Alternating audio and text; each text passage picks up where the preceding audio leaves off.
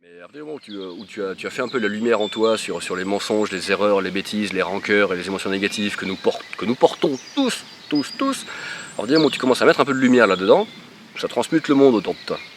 Tout simplement. Ta vie change, ta vision du monde change, ta façon de penser, ta façon de vivre change. Ton rapport à autrui, évidemment, lui aussi est changé. Et une nouvelle vie commence.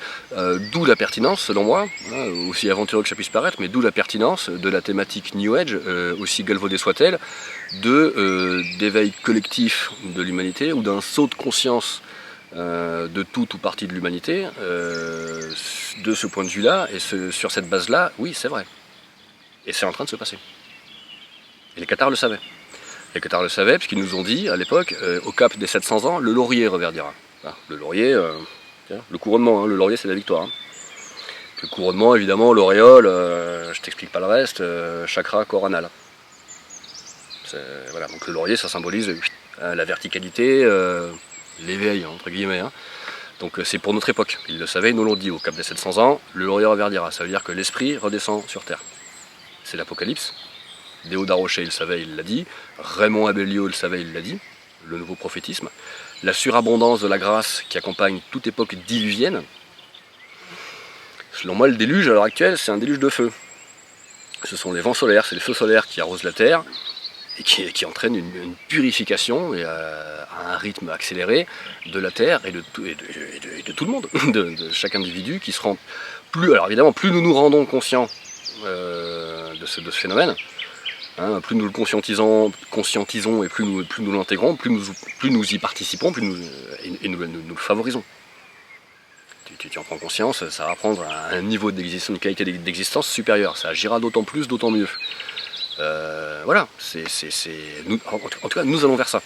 Et à partir de là, effectivement, alors il y a des lieux, évidemment, sur Terre qui ont, pour des raisons qu'on pourra évoquer, il y a des lieux qui sont prédestinés à accompagner ou à favoriser ce phénomène de transmutation individuelle et collective et de saut de conscience, voilà, l'apocalypse, quoi, tu vois. L'Apocalypse, en grec, c'est la révélation. Et la révélation va correspondre à l'œuvre noire en alchimie. Et en œuvre noire, typiquement, tu es révélé à toi-même.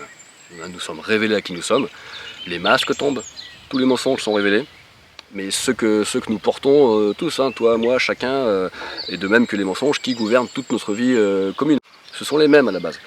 Donc, Apocalypse, feu solaire, descente de l'esprit, la grâce. Voilà, on peut plus se mentir, on peut plus se rater, on peut plus passer à côté de sa vie, en tout cas on peut plus. Plus ça va, plus t'avances, plus les cartes, t'es fait charmant, enfin tu payes charmant si tu veux. Mais donc il y a des lieux qui correspondent à ce processus-là de manière privilégiée, comme cette montagne-là. En particulier, mais la région, le pays Cathare au sens large, quoi. Les Pyrénées ariégeoises, audoises sont des lieux prédestinés pour ce phénomène, puisque ce sont des lieux apocalyptiques qui étaient aussi des lieux génésiques.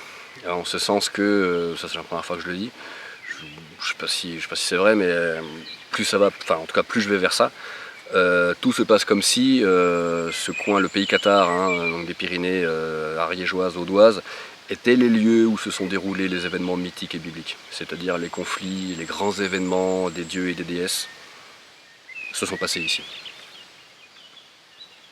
Et c'est pour ça qu'il y a un tel engouement, un tel attrait, puisque évidemment c'est les événements mythiques, mythologiques qu'ont vécu, traumatiques, c'était une violence absolue, on parle de bastons, de batailles, à côté desquels le Seigneur des Anneaux, c'est oui quoi, tu vois, c'est gentil. Star Wars, bon, c'est pipi de chat.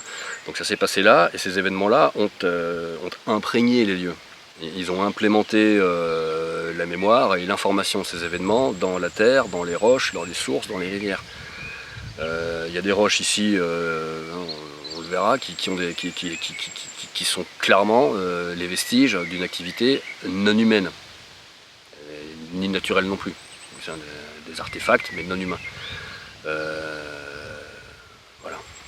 Et ces mémoires-là ne demandent qu'à être revivifiées, transmutées, libérées, pour du coup libérer le monde, qui vit sous l'emprise de ces événements mythiques et bibliques, Alors dès le moment où la mémoire de ces événements-là est libérée, nous nous en libérons nous-mêmes et on change le monde.